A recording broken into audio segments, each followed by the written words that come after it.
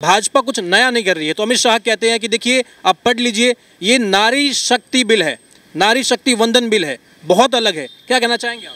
हाँ, ये बिल्कुल सही है। विपक्ष अगर कहता है कि हम ऐसा करना चाहते थे, उन्होंने किया नहीं।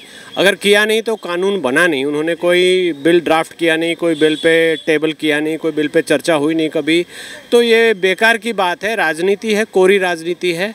और ये इस सरकार ने टेबल किया है और कम से कम बिल का एक प्रारूप बन के आ गया है। बिल्कुल होने जा रहा है। अभी आप 14-15% महिलाओं का प्रतिनिधित्व हमारे संसद में है, जो बढ़कर 33 हो जाएगा और कॉन्स्टिट्यूशनली 33 होगा। हर पार्टी को 33% अपने टिकट देने पड़ेंगे महिला कैंडिडेट्स को। आप देखें पंचायत में जो एक्सपेरिमेंट हुए थे आज से 10 साल, 15 साल, 20 साल पहले जो भी हुआ है, तो पंचायत की महिलाएं, आपने अक्सर देखा होगा कि बहुत सारे जो प्रधान महिलाएं हैं वो आगे अग्रसर होकर आती हैं, मजबूत महिलाएं सामने आई है। और पंचायत के लेवल पे जो जो चेंजेज हुए हैं सबको पता है, कितनी वुमेन एम्पावरमेंट हुई है सबको पता है। नमस्कार, मैं यशपाल राजपुरोहित, आप देख रहे हैं ऑल इंडिया न्यूज। 2024 लोकसभा चुनाव का बिगुल बज चुका है और इसको लेकर के पक्ष और विपक्ष में सियासी माहौल अपने चरम पर है। इस वक्त हमारे साथ बेहद खास मेहमान उमेश शर्मा जी मौजूद है। 2024 लोकसभा चुनाव से पहले संसद में जो घमासान मचा है, सियासत में जो उठापटक हो रही है, उस पर क्या राय रखते हैं? नमस्कार सर, बहुत बहुत स्वागत है आपका ऑल इंडिया न्यूज़ पर।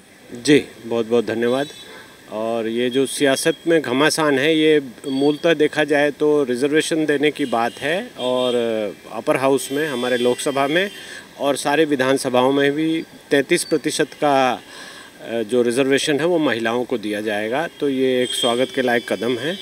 और ये अब इस बिल की बहुत सारी चर्चाएं होंगी, बहुत सारी इसमें पक्ष विपक्ष में तो लोग कम हैं, लेकिन पक्ष में बहुत सारे एक्सप्लेनेशंस आएंगे, सजेस्टेड अमेंडमेंट्स आएंगे, तो वो अभी देखा जाएगा। अभी ये इंट्रोड्यूस हुआ है, इस पर चर्चा होगी, तब लोगों को धीरे धीरे पता लगेगा। लेकिन ये बहुत ही स्वागत के लायक कदम है और ये ऐसी सरकार है जो इस चीज़ को कर रही है। इसके पहले भी कोशिश की गई थी, 88 में भी ऐसा कुछ प्रयास हुआ था, लेकिन वो हो नहीं पाया। कम से कम ये पटल पर आ गया है, टेबल हो गया है बिल, तो अब ये कानून का शेप लेगा ही लेगा। विपक्ष यहाँ पर ये कह रहा है कि देखिए ये हमारा प्लान था, हमने पूरा प्रारूप बनाया था, हमारा इसमें क्रेडिट है। नेहरू से लेकर के विपक्ष ने तमाम अपने नेताओं का हवाला दिया और कहा कि हम शुरुआत से चाहते थे कि महिलाओं को 33% आरक्षण मिले। भाजपा कुछ नया नहीं कर रही है, तो अमित शाह कहते हैं कि देखिए आप पढ़ लीजिए, ये नारी शक्ति बिल है, नारी शक्ति वंदन बिल है, बहुत अलग है। क्या कहना चाहेंगे आप? हाँ, ये बिल्कुल सही है। विपक्ष अगर कहता है कि हम ऐसा करना चाहते थे, उन्होंने किया नहीं।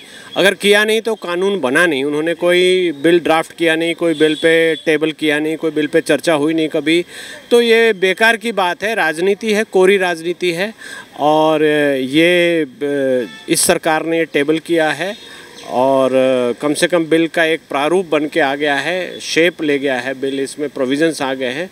तो विपक्ष जो अब कह रहा है उसको आगे बढ़कर समर्थन करना चाहिए कि हम इसका समर्थन करते हैं, आप हमारी जो पहले की मुराद थी वो पूरी कर रहे हैं। ऐसा विपक्ष ये करता रहता है। पहले भी आप देखेंगे तो जीएसटी का भी इन्होंने क्लेम करना शुरू किया था कि जीएसटी भी हमने बनाया था, लेकिन लागू करना और एक पॉलिटिकल विल होना, आपके अंदर दम होना चाहिए। आपकी सरकार के अंदर मेजॉरिटी अगर आपके पास है तो आपके अंदर दम होना चाहिए कि टेबल करो, बिल को लागू करो, लाओ और उसको आगे इंटर पार्टी जो भी डायलॉग्स हो या जो भी अपोजिशन हो उसको पार करते हुए दोनों हाउसेस से आप पार कराइए। फिर राष्ट्रपति महोदय से, जो महामहिम राष्ट्रपति को अल्टीमेट पावर दी गई है, उनसे इसको स्वीकृत कराया जाए, उनके साइन कराकर फिर नोटिफाई किया जाए, तब जाकर बिल की प्रक्रिया, बिल कानून बनता है। तो इतना विपक्ष ने कभी किया नहीं, स्टेप 1 भी नहीं किया, ए स्टेप भी नहीं किया। तो अब क्लेम करने से, कोरी बातें जो आप लोगों को झांसा देते रहे हैं, झूठ बोलते रहे हैं, वो उन बातों से कुछ नहीं होता। और यही कारण है कि विपक्ष अभी विपक्ष की तरह है, सिकुड़ता ही जा रहा है। देखिए 2010 में हमने सबने देखा ये कि कहीं ना कहीं जब मनमोहन सरकार थी तब भी इस बिल की चर्चा हुई थी, राज्यसभा में ये बिल पास भी हो गया, लेकिन कहीं ना कहीं लोकसभा में ऐसी मुश्किलें आई, वहां राजद ने, जेडीयू ने खिलाफत करी, लालू जी ने और नीतीश कुमार ने प्रेस में सामने आकर कहा कि हमसे चर्चा भी नहीं की गई, अचानक से बिल थोप दिया गया। लालू जी कह रहे कि इसमें ओबीसी को लेकर के कुछ क्लेरिफाई नहीं है कि किस प्रकार से उन्हें अलग से आरक्षण दिया जाएगा या नहीं। तो कहीं ना कहीं विपक्ष का जो गठबंधन था उस समय का, उसने खिलाफत करी और ये धमकी दी कि हम अपना समर्थन वापस ले लेंगे अगर आप लोकसभा में ये बिल लेकर आते हैं तो। तब कांग्रेस सरकार पीछे हटी और ये लोकसभा में अटक गया। आपको लग रहा है कि कहीं ना कहीं इच्छा शक्ति का होना बहुत जरूरी है किसी भी सरकार के लिए, तभी काम हो पाता है? देखिए, इच्छा शक्ति तो चाहिए, चाहे सरकार का कुछ भी हो, आपको दोनों सदनों में इसको पास कराना पड़ता है।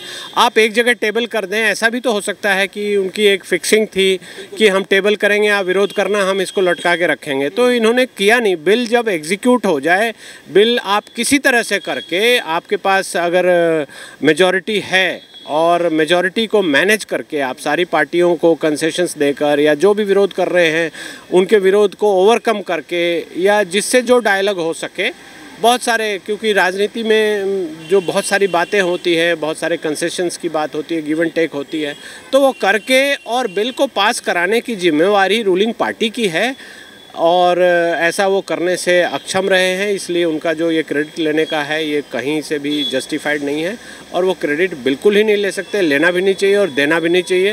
ये बिल्कुल कोरी बकवास है और इन्होंने कहीं कुछ नहीं किया। जो बिल का प्रारूप था, बिल का प्रारूप तो आप कुछ भी बना लीजिए, लेकिन उस बिल के प्रारूप को, उसको एज इट इज़ आप चर्चा में लाकर दोनों सदनों से पास नहीं करा पाए। अब अभी जो विधायन की प्रक्रिया है, सबको पता है, हम लॉयर हैं तो हमको थोड़ा ज़्यादा पता है कि बिल पहले एक्सपर्ट कमेटी जो होती है, पार्लियामेंट्री कमेटी, वहाँ से बिल आता है, टेबल होता है, टेबल में इसकी फर्स्ट रीडिंग होती है, सेकंड रीडिंग होती है, इसमें जो भी गलतियाँ हैं चर्चा में लाई जाती हैं, उनको सजेशन दिया जाता है, फिर वो एक्सपर्ट ग्रुप के पास अगर ज़रूरत है तो जाएगा, नहीं तो मिनिस्ट्री के पास जाएगा, या जो भी जिस कमेटी ने सजेशंस दिए थे उनके पास जाएगा, रिकंसिडर होगा, उसमें अमेंडमेंट कोई आनी है तो वो आएगी, फिर एक हाउस से पास होकर ये दूसरे हाउस में जाता है, दूसरे हाउस में भी फिर वही प्रक्रिया होती है और तब जाकर ये बिल पास माना जाता है। उसके बाद ये राष्ट्रपति महोदय के पास जाता है। राष्ट्रपति महोदय भी चाहें तो उसमें ऑब्जेक्शंस निकालकर उसको वापस भेज सकते हैं। सिर्फ फाइनेंस बिल में ऐसा प्रावधान नहीं है। ऑब्जेक्शन निकाल के जब वो भेजेंगे तो उस पर फिर से चर्चा होगी, फिर से पास होगा, पूरी प्रक्रिया होगी और तब जाकर ये बिल नोटिफाई होगा। जब राष्ट्रपति महोदय के, महामहिम राष्ट्रपति के जब इस पर हस्ताक्षर हो जाते हैं, जब ये अप्रूव हो जाता है, उसके बाद ये नोटिफाई होता है, तब ये लागू होता है। तो ये पूरी प्रक्रिया सरकार की जिम्मेवारी है करना। कोरी बकवास करना कि हमने ऐसा किया था, हमने टेबल किया था, हमने ये किया था, वो किया था, तो वो करने वाले तो करते रह गए और हमारे देश का इन्होंने गर्त में पहुंचा दिया। अब आप देखो पिछले 9 साल 10 साल में क्या क्या चीज़ें हो रही है, जो हम कभी सोच नहीं सकते थे, वो सारी चीज़ें हो रही है। हालांकि बहुत सारी बातें अभी, बहुत सारे विषय अभी भी हैं, बहुत सारे मुद्दे हैं जिन पर की कार्रवाई होनी बाकी है और होगी। तो ये सरकार उसमें करना चाह रही है या करेगी, उन समस्याओं को हम आगे देखेंगे। लेकिन ये बहुत ही स्वागत के लायक कदम है। एक ऐसा कदम है जिस पर लोगों ने कदम आगे बढ़ाकर पीछे खींच लिया था। जो विपक्ष आज बैठा है वो उसने कदम आगे बढ़ाकर पीछे खींच लिया था। वो डर गए थे और कहीं ना कहीं वो डर कर इस चीज़ को इन्होंने ख़राब किया था। तो आज इस सरकार ने इसको टेबल इस तरह से किया है और चूँकि इस सरकार के पास अब दोनों हाउसेज में मेजॉरिटी है और विपक्ष भी ऐसी पोजीशन में नहीं है, पॉलिटिकल मास्टर स्ट्रोक है ये मेरे हिसाब से, कि विपक्ष इसका विरोध अब कर नहीं सकता। तो विपक्ष विरोध कर नहीं पाएगा। अगर करेगा तो जनता की आंखों में अपनी क्रेडिबिलिटी खो देगा। तो ये नए संसद भवन में एक नया बिल इस तरह का एम्पावरमेंट जो वुमेन को दे रहा है, इसका स्वागत होना चाहिए और भारत की जनता को इसका संपूर्ण समर्थन भी करना चाहिए। देखिए, कहीं ना कहीं देश की आज़ादी के बाद अगर हम लोकतंत्र के मंदिर की बात करें तो वहाँ पर महिला जो प्रतिनिधि हैं उनकी संख्या 82 थी। ये बिल अगर पास हो जाता है, जो बहरहाल अब पास होने ही जा रहा है, उसके बाद ये संख्या बढ़ करके 181 हो जाएगी। आपको लग रहा है कि महिला सशक्तिकरण का जो बार बार हिंदुस्तान में जो मुद्दा आ रहा है, भारत की संस्कृति को में जो ये मुद्दा आ रहा है, अब इसमें एक बहुत बड़ा गेम चेंजर साबित होने जा रहा है ये बिल?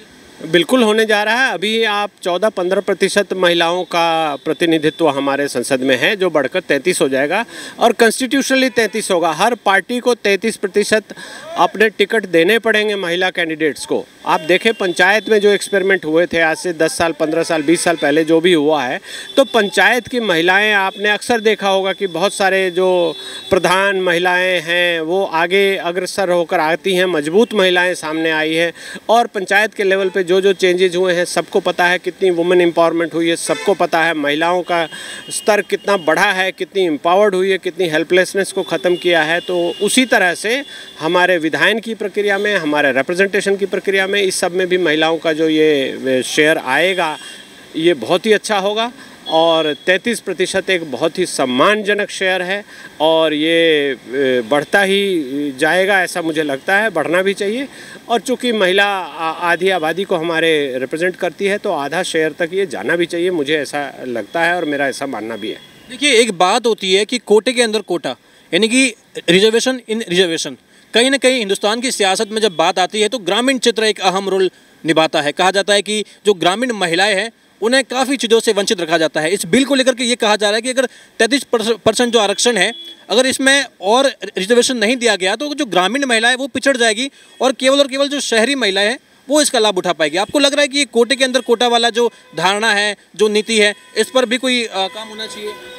हाँ, इसके ऊपर काम होना चाहिए, लेकिन आप एक चीज़ देख रहे हैं कि जो महिला स्वतः बिना रिजर्वेशन के जीत कर किसी सीट पर आती है तो वो रिजर्वेशन के अंदर रिजर्वेशन या रिजर्व कैटेगरी में वो नहीं मानी जाएगी और अलग से इस पर विस्तृत चर्चा की ज़रूरत है। आपने जो विषय उठाया कि ग्रामीण क्षेत्रों की महिलाओं के लिए अलग से एक स्पेशल उनके लिए कोटा होना चाहिए, तो ये मुझे ऐसा लगता है कि ये होना चाहिए। चूँकि लोकसभा के चुनाव, खासकर लोकसभा के चुनाव बड़े पैमाने पर होते हैं और शहर के लोगों का ऐसा लगता है मुझे कि शहर के लोग, जो शहर की महिलाएं हैं उसमें आगे निकल जाएंगी। तो इसको बराबर करने के लिए, लेवल प्लेइंग फील्ड देने के लिए ऐसा एक प्रावधान होना चाहिए, मेरा ऐसा मानना है। हालांकि विधानसभा में या उससे नीचे जो पंचायत के स्तर पर जो हो रहा है उसमें ऐसा मुझे नहीं लगता कि इसकी आवश्यकता भी है, लेकिन अगर लगता है तो एक्सपर्ट कमेटी ग्रुप, इंटरमिनिस्ट्रियल ग्रुप, जो भी सारी पॉलिटिकल पार्टी जो कहेंगी उसके हिसाब से ही काम होना चाहिए। चूँकि हम एक प्रजातंत्र हैं जिसमें प्रजातंत्र के रिप्रेजेंटेटिव को, प्रजा के रिप्रेजेंटेटिव को सुना जाता है, लोगों को सुना जाता है, समझा जाता है और उनके सजेशंस को माना जाता है, तो उस लिहाज से ये बहुत ही अच्छी बात है और इसमें अगर कोई सुझाव इस तरह से दिया गया है तो इसका स्वागत भी होना चाहिए। देखिए, अमित शाह का संसद में एक बहुत बड़ा बयान, जिसको लेकर के विपक्ष में भी खलबली मची, देश में चर्चाएं होने लगी, आम जन तक कहीं ना कहीं खुशी की लहर भी थी कि बहुत बड़ा बदलाव होने जा रहा है। भाजपा लगातार ये दावे करती है कि जो गुलामी की मानसिकता है हम उस पर कड़ा प्रहार करने जा रहे हैं। अमित शाह ने संसद में ये कहा, सदन में ये कहा कि जो आईपीसी है, इंडियन पिनल कोड, उसमें बदलाव होने जा रहा है। 1860 जो था, अब हम 2023 में भारतीय दंड संहिता और नया कानून होगा, नए प्रारूप होंगे, कई धाराओं में बदलाव किया गया है, कई नई धाराएं जोड़ी गई है। आपको लग रहा है कि देश को इसकी आवश्यकता थी? बिल्कुल लग रहा है। एज ए लॉयर तो हमको बिल्कुल लगता है, कई सालों से लगता है, किसी सरकार का इस पर ध्यान नहीं गया, निरंतर ये बात उठती रही है और विपक्ष अब इसके बारे में जो भी बातें बना रहा है वो बिल्कुल सही है कि ये गुलामी का प्रतीक है, एक अंग्रेज़ बना गया था और हम उसको फॉलो करते जा रहे हैं। उसके बाद से हमारे, आप देखें तो ये बहुत ही रिप्रेसिव था। स्टेट के अगेंस्ट जो कानून थे, जो सजाएं थी कि आप सरकार के विरुद्ध ये नहीं कर सकते, वो नहीं कर सकते, वो अंग्रेज़ों ने अपने बचत के लिए बनाया था, अपनी बचाव के लिए बनाया था। उनको बहुत अच्छा हुआ है कि इस सरकार ने बहुत ही हल्का कर दिया है और बहुत ही अलग कर दिया है। इसके अलावा भी बहुत सारे कानून आ गए हैं। आप देखें तो बहुत सारे सोशल क्राइम्स आ गए हैं, बहुत सारे आईटी के क्राइम्स आ गए हैं, बहुत सारे फाइनेंशियल क्राइम्स आ गए हैं। तो उसको तो 1860 में कोई कैसे डील कर सकता है?